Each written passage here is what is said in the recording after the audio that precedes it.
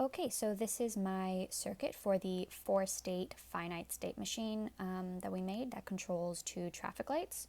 And we see those over here. This is the academic traffic light and the bravado traffic light.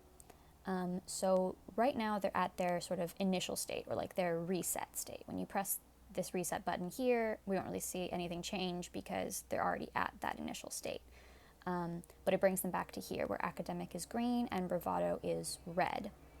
So basically, how the circuit works is over here, the circuit determines what these two inputs are, whether it's whether TA and TB are 0 or 1, and also what the current state of the traffic lights is. And that's why you have sort of things from over here getting fed back in, because the current state determines what the next state will be. So those have to go back in to tell the flip-flop like what to do, essentially.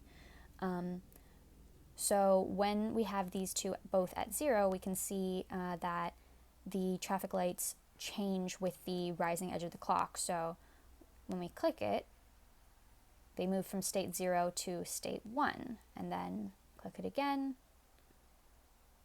they go to state 2, state 3, and so that is our fourth state, essentially, because we started with state 0. So then when we click it one more time, it brings us back to state 0.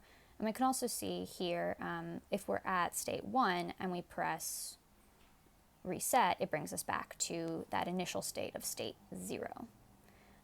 However, if, let's say, TA is 1, then things are going to be a little bit different, because when we click it, academic doesn't change. It just stays at the same state.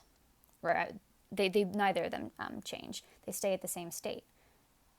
Versus if we, say, do that again with it at 0, it'll change.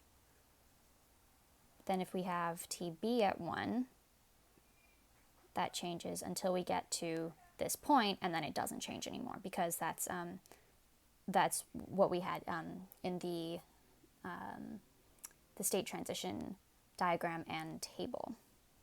So we see that this circuit functions the way we would expect it to.